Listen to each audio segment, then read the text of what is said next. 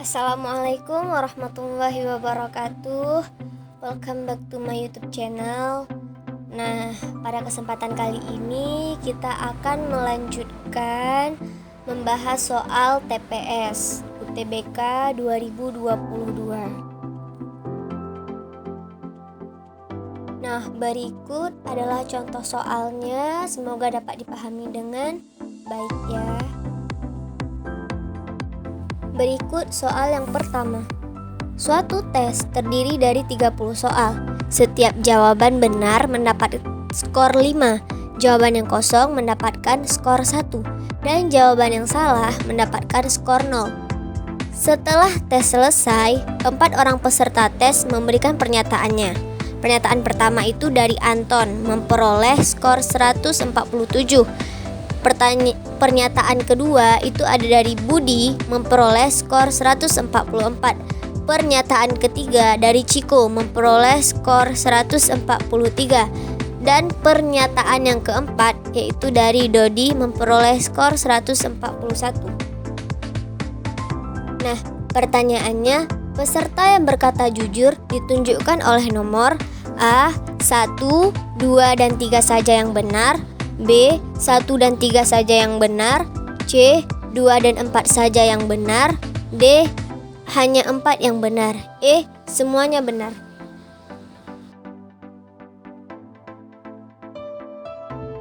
Berikut pembahasannya. Yang diketahui itu kan jawaban yang benar 5, jawaban yang kosong 1, jawaban yang salah itu skornya 0. Nah, kita perhatikan pernyataan dari keempat peserta tersebut. Nah, pernyataan yang pertama itu kan dari Anton yang memperoleh skor 147. Jadi 147 dibagi 5 itu kan dengan jawaban yang benar. Itu berarti dia memperoleh 29 jawaban yang benar. Kan sisanya 2. Karena jawaban yang kosong itu dia berskor 1, maka jumlah Anton tidak menjawab atau jawabannya yang kosong itu adalah 2. Maka jawaban yang benar adalah 29, jawaban yang kosong 2, jawaban yang salah 0. Anton berbohong karena kan jumlah soalnya itu 30. Jadi kalau dijumlahkan itu 29 tambah 2 jadinya 31. Nah, untuk pernyataan kedua dari Budi yang memperoleh skor 144. Jadi 144 itu dibagi 5. Jadi jawaban yang benar 28, sisanya 4. Dapat diartikan ada 4 jawaban yang kosong. Maka didapat jawaban yang benar 28, jawaban yang kosong 4, jawaban yang salah 0. Artinya Budi berbohong karena kan jumlah soalnya 30. Pernyataan Budi yang menunjukkan jumlah soalnya itu 32. Selanjutnya pernyataan ketiga dari Ciko yang memperoleh skor 143.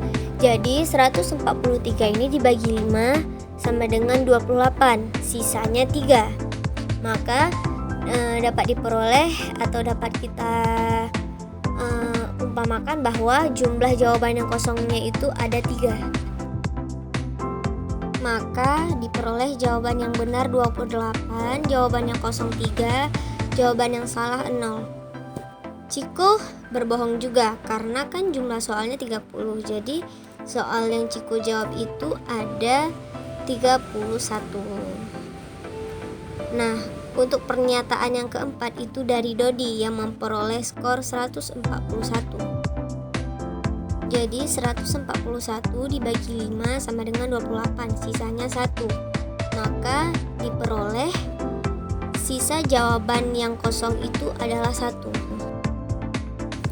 Maka didapat jawaban yang benar 28, jawaban yang kosong 1, jawaban yang salah 1. Jadi Dodi ini berkata jujur karena jumlah soalnya itu tepat 30. Jadi peserta yang berkata jujur hanyalah Dodi. Maka jawabannya itu D, hanya 4 saja yang benar. Gimana, masih semangat kan? Yuk kita masuk ke soal kedua. 2 buah dadu dilempar sebanyak 72 kali secara bersamaan. Nah, pernyataan yang benar ditunjukkan oleh nomor 1. Frekuensi harapan munculnya dadu berjumlah genap adalah 10 kali. 2.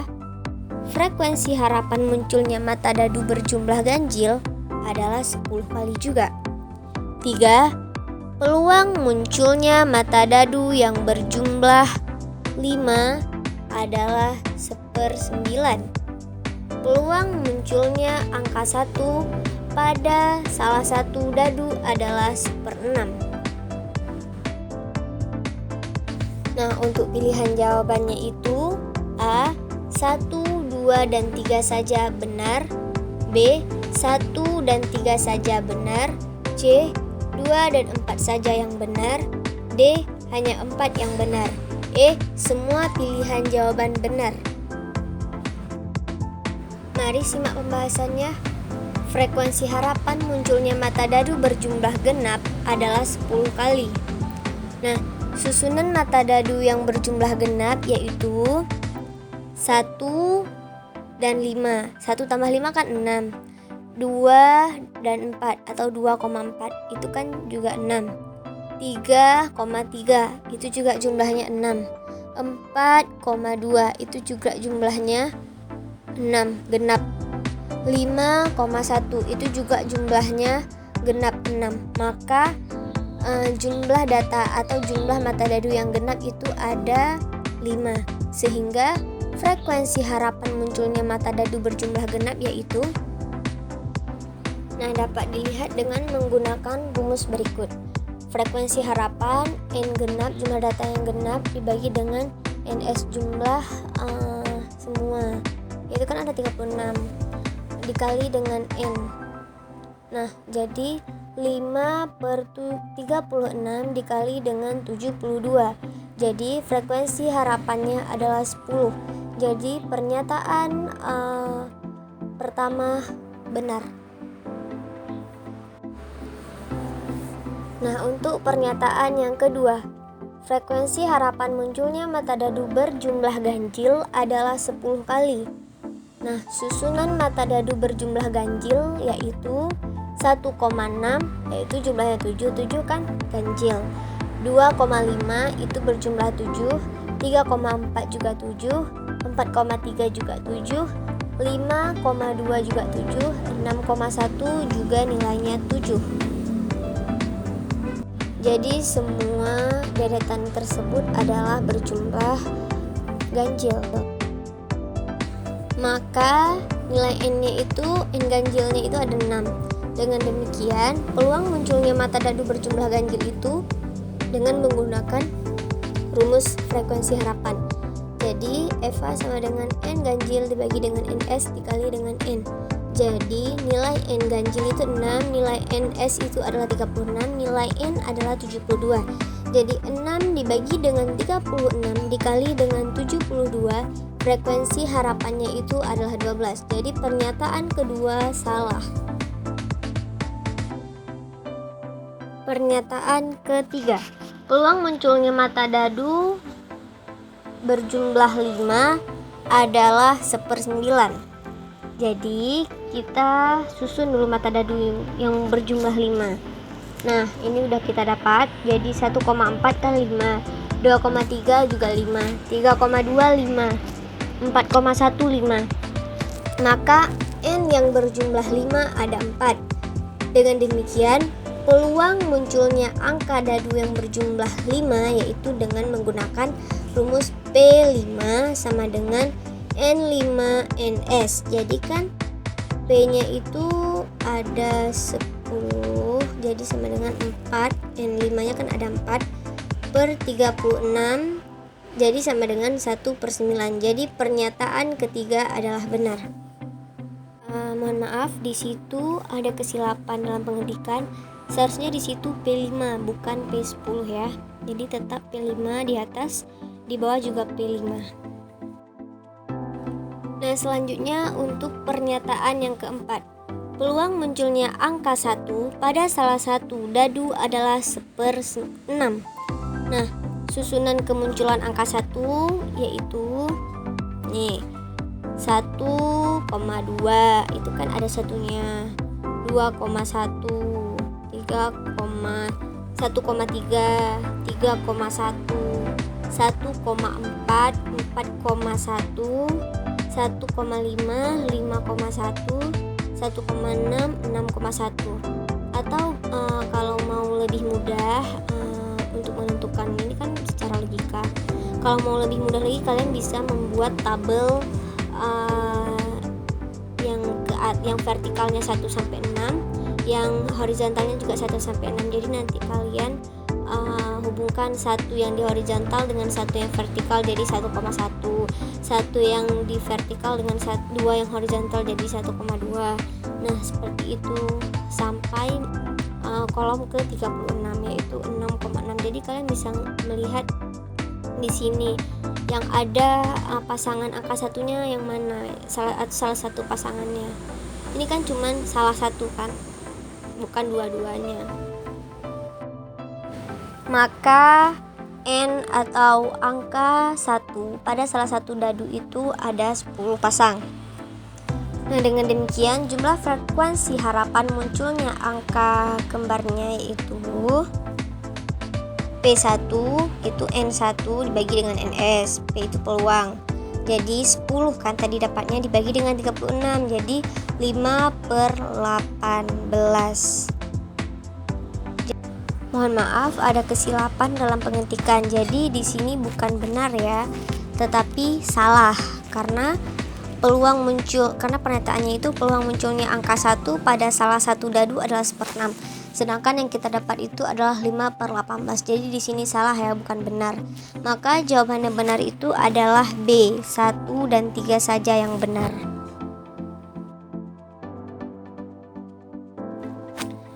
Nah, sekarang kita masuk ke soal yang ketiga. Manakah yang habis dibagi 3 apabila 2K ditambah 1 habis dibagi 3? Nah, ini kan ada 4 pernyataan. Nah, pernyataan yang pertama itu 2K ditambah 4. Pernyataan yang kedua 6K. Pernyataan yang ketiga 4K ditambah 8. Pernyataan yang keempat 2K dikurang 9. Nah, pilihan jawabannya itu ada 1A, 1, 2, dan 3 saja yang benar. B, 1 dan 3 saja yang benar. C, 2 dan 4 saja yang benar. D, hanya 4 yang benar. E, semua pilihan benar. Nah, simak dengan benar pembahasannya ya. Diketahui 2K ditambah 1 habis dibagi 3. Maka 2K ditambah 1 merupakan kelipatan 3. Sehingga terdapat bilangan bulat N sedemikian. Sehingga 2K ditambah 1 sama dengan 3N. Nah, untuk pernyataan yang pertama 2K ditambah 4. Nah, 2K ditambah 4 sama dengan 2K ditambah 1 ditambah 3. Jadi sama dengan 2K kan habis. Jadi 4K sama 1 kan jadinya 3. 4K. 4 sama min 1 kan jadinya 3. Jadi di sini 3N ya, ini 3N. Jadi 3N, sisanya 3N ditambah 3. Atau bisa dipisahkan 3 dalam kurung N ditambah 1, maka kelipatannya 3. Nah, selanjutnya untuk pernyataan yang kedua yaitu 6K. Nah, kita perhatikan sebagai berikut. 6K sama dengan 6K ditambah 3 dikurang N. Jadi 2K ditambah 1 dikurang 3. Jadi 6K ini kan udah hilang. Jadi 3 dikeluarkan jadi 3N ya kan, dikurang 3 jadi 3 dalam kurung 3N dikurang 1 merupakan kelipatan 3. Nah, untuk pernyataan yang ketiga, 4K ditambah 8. Jadi kan 4K ditambah 8 sama dengan 4K ditambah 2 ditambah 6. Jadi 4K ini kan dia udah habis tuh sama 4K yang di samping. Makanya dia 2K ini kan 2N seharusnya, N di situ. Jadi dia disubstitusikan 2K ditambah 1. Jadi 2 dikali 2K ditambah 1 ditambah 6. Nah, jadinya ini kan udah habis tuh. Udah jadi, atau bisa juga kita sederhanakan. Jadi 2 dikali 3N ditambah 6. Jadinya 3 dikali 2N ditambah 2 merupakan kelipatan 3 juga. Nah, selanjutnya untuk pernyataan yang keempat, yaitu 2K dikurang 9. Nah, kita perhatikan 2K dikurang 9 sama dengan 2K ditambah 1 dikurang 10. Jadi kan ini cuma 3N dikurang 9 dikurang 1. Jadi 3N dikurang 3 dikurang 3N dikali 3 dikali N dikurang 3 dikurang 1. Bukan merupakan kelipatan 3. Nah, jadi yang habis dibagi 3 itu cuman ditunjukkan pada nomor 1, 2, dan 3. Maka jawabannya adalah A, yaitu 1, 2, dan 3 saja yang benar. Nah, sekarang kita masuk ke soal yang keempat. Jika P dan Q adalah dua bilangan bulat, berapakah P kurang Q? Nah, pernyataannya di sini ada dua. Nah, pernyataan yang pertama itu P dikali Q sama dengan 8Q. Sedangkan pernyataan yang kedua itu ada P tambah Q sama dengan 10. Jadi, pilihan jawabannya adalah A. Pernyataan 1 saja cukup untuk menjawab pertanyaan, tetapi pernyataan 2 saja tidak cukup. B. Pernyataan 2 saja cukup untuk menjawab pertanyaan, tetapi pernyataan 1 saja tidak cukup. C. Dua pernyataan bersama-sama cukup untuk menjawab pernyataan, tetapi satu pernyataan saja tidak cukup. D. Pernyataan 1 saja cukup untuk menjawab pertanyaan dan pernyataan 2 saja cukup. E. Pernyataan 1 dan pernyataan 2 tidak cukup untuk menjawab pertanyaan. Mari kita simak pembahasannya. Yang pertama, kita akan membahas pernyataan yang pertama, yaitu P dikali Q sama dengan 8Q. Maka diperoleh, jadikan nilai Q yang ada di sebelah kiri dengan nilai Q yang ada di sebelah kanan itu bisa dicoret, maka didapat nilai P yaitu 8. Jadi dapat diketahui bahwa pernyataan 1 saja tidak cukup untuk menjawab pertanyaan. Sekarang kita akan membahas pernyataan kedua, yaitu nilai P ditambah Q adalah 10. Dalam hal ini, terdapat banyak kemungkinan nilai P dikurang Q selama P dan Q adalah bilangan bulat yang memenuhi P ditambah Q sama dengan 10. Sebagai contohnya, P sama dengan 1 dan Q sama dengan 9. Maka P dikurang Q atau P dikurang Q sama dengan 1 dikurang 9 sama dengan min 8. Atau P sama dengan 6 dan Q sama dengan 4. Maka P dikurang Q sama dengan 6 dikurang 4 adalah 2. Pernyataan 2 saja tidak cukup untuk menjawab pertanyaan. Karena di sini kita tidak bisa asal tebak yang nilainya itu 10. Misalnya nilai P dan Q-nya itu 10. Kan nilai P kita udah diketahui 8, yang belum diketahui adalah nilai Q. Nah, kan masing-masing pernyataan tidak cukup untuk menjawab pertanyaan. Maka kita perlu cek gabungan kedua pernyataan tersebut.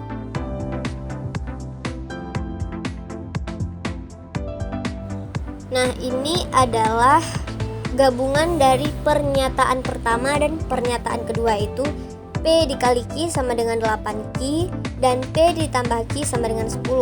Berdasarkan pernyataan pertama kan kita udah memperoleh bahwa nilai P adalah 8. Nah, sekarang kita mencari Q dengan menggunakan pernyataan yang kedua. Maka diperoleh P ditambah Q sama dengan 10. 8 ditambah Q sama dengan 10. Jadi nilai Q adalah 2. Sehingga P dikurang Q sama dengan 8 dikurang 2. Jadi P dikurang Q adalah 6. Nah, jadi dapat disimpulkan, dua pernyataan bersama-sama cukup untuk menjawab pertanyaan. Tetapi satu pernyataan saja tidak cukup. Maka jawaban yang benar itu adalah C. Bagaimana? Apa masih ada yang tidak pas, yang tidak mengerti? Boleh langsung ditanyakan di kolom komentar ya.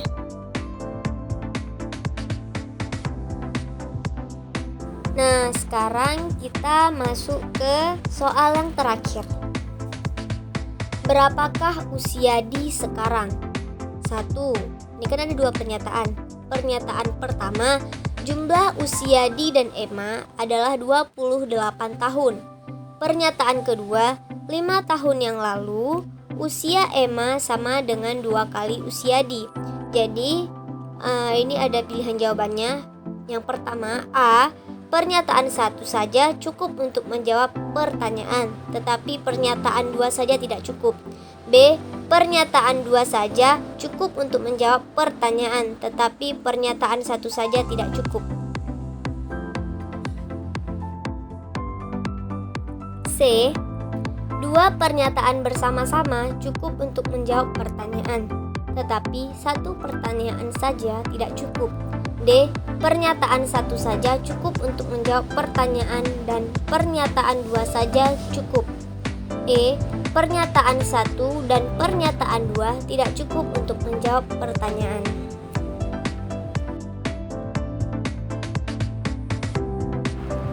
Nah, mari sama-sama kita perhatikan pembahasannya. Nah, kita mulai dari pernyataan yang pertama.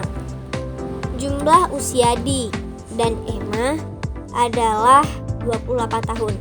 Jadi, kita misalkan dulu. Usia Di itu kita misalkan D. Usia Emma itu kita misalkan E. Maka kita peroleh persamaan. D ditambah E sama dengan 28. Jadi, untuk D sama dengan 28 dikurang E sama dengan 28 dikurang D. Maka diperoleh kesimpulan pernyataan 1 saja tidak cukup untuk menjawab pertanyaan. Nah, sekarang kita perhatikan pernyataan yang kedua, yaitu 5 tahun lalu usia Emma sama dengan 2 kali usia Dea. Kan tadi kita udah misalkan usia Dea itu D, usia Emma itu E. Usia Emma yang sekarang E, kan ini kita bahas yang sekarang. Jadi kita peroleh E dikurang 5 sama dengan 2 dikali D dikurang 5, atau E dikurang 5 sama dengan 2D dikali 10. Jadi 2 dikali D 2D, 2 dikali 5 10. Pernyataan 2 saja, ini kesimpulannya. Pernyataan 2 saja tidak cukup untuk menjawab pertanyaan. Nah, masing-masing pernyataan tidaklah cukup. Maka kita perlu cek gabungan kedua pernyataan tersebut.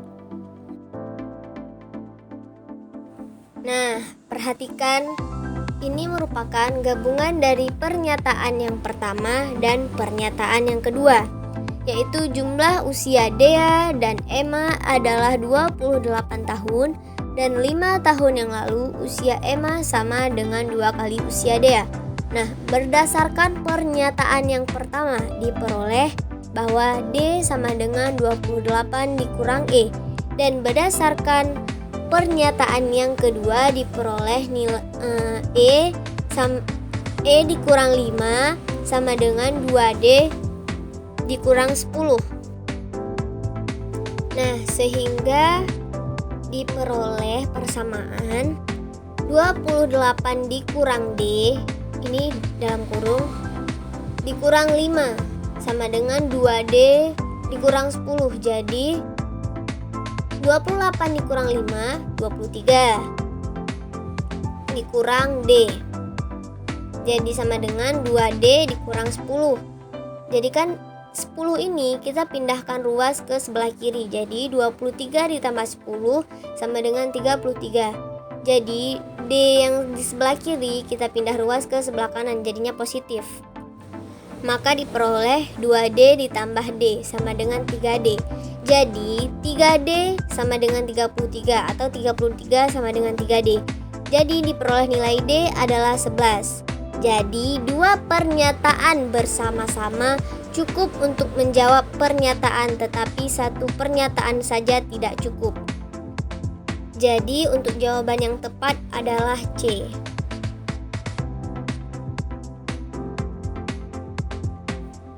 Nah, kita sudah berada di penghujung acara. Nah, bagaimana?